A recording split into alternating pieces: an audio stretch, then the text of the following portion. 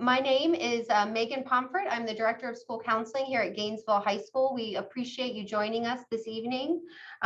This is our Electivepalooza. It's kind of like our virtual elective fair. We have a schedule that's posted on the Gainesville High School website where we will go through the various departments. And you are welcome to, if you have a department that you want to see now or a little bit later. And this also will be posted on the Gainesville High School website that you can watch later if you would prefer. Again, my name is Megan Pomfret, and I'm going to share my screen. And if my panelists can give me a thumbs up if that works. You guys can see? Awesome. Thank you, panelists. And before I get going too much here, there is the Q&A option that our participants are able to utilize if you want to post questions in there. And if my panelists, if you're able to, while you're waiting to present, if you see any questions you can answer, great. If not, not a problem. So our goals for tonight is for families to gain the knowledge that you need and for students to know what they need so that they can make choices about their classes for next school year. We know there's a lot of information to process, so we want to provide as much information as we can. And we want you all to hear and see the faces of our outstanding Gainesville High School staff. We are very lucky to have the teachers that we do at Gainesville High School, and for you to gain from their expertise. This is a great opportunity. Before we jump into the departments that we have attending, I'm just going to tell you a little bit about the academic advising process. Right now, students are able to submit their online course requests through Student View. It is only accessible through Student View. And this is not a required step. This window is open from January 24th until January 30th, but don't worry if you don't do it, that's okay. This is just one way for students to communicate their options, their interests for next school year. We strongly encourage parents and guardians to have conversations with their students about their choices and their interests.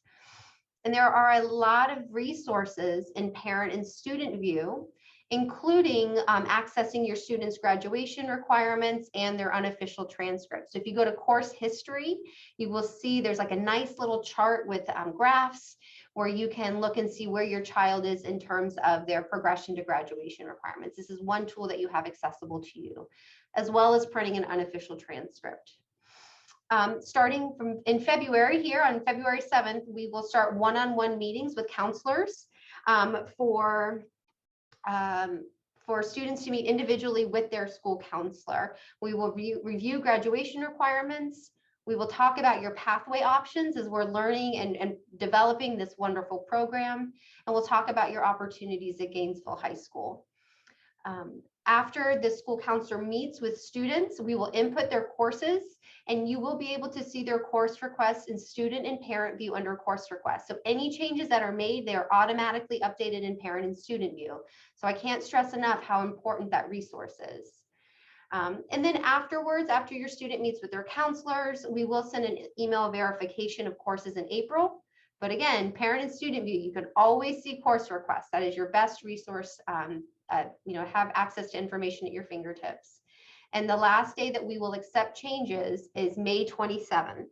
And there's a SMORE that we are going to be publishing on the Gainesville High School website soon that has that form. The reason that we have that early deadline is the information that we take from course requests we use to create our schedule, to hire teachers, to get resources like books and the exciting stuff that Mr. Mayer does in his Project Lead the Way courses, and to get new resources for our math program. We utilize that information. And so when we get into the fall, we really ask students to stick to their course requests, and we're not going to be doing lots of schedule changes. So being very thoughtful from February to that May time period about what your choices are, and knowing that we're going to, work with families to make sure that their child is being successful. Before we start with our first program, which will be Language Arts, Mr. Beach, would you like to take a moment to say hello?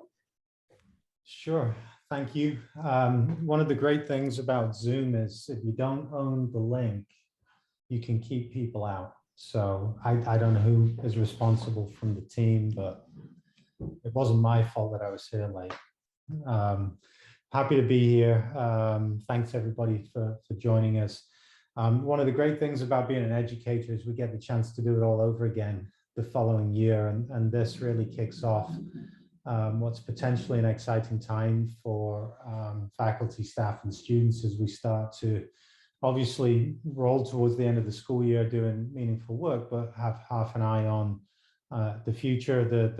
At Gainesville High School, at least, the increase in course offerings that we're able to provide for our students, and the excitement hopefully therefore that students will get from selecting the coursework that makes sense for them.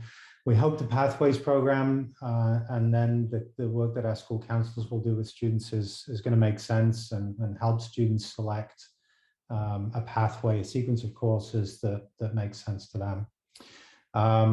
Before I pass back to Mrs. Pomfret, two things. One, thank you to all of the Gainesville High School team who are here tonight, giving up your time. I very much appreciate you doing this, the time investment that you've put in.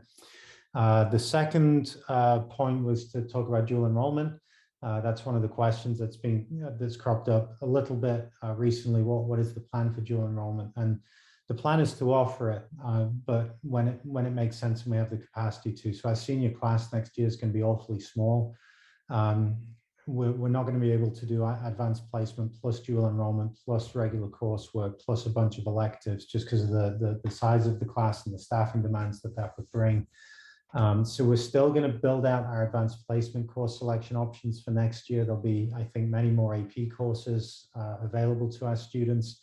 And then we'll look to strategically layer dual enrollment coursework over the top of that advanced coursework in the subsequent school year, probably starting with 12th grade and then backing from there over time. So it's coming, just not yet for next year.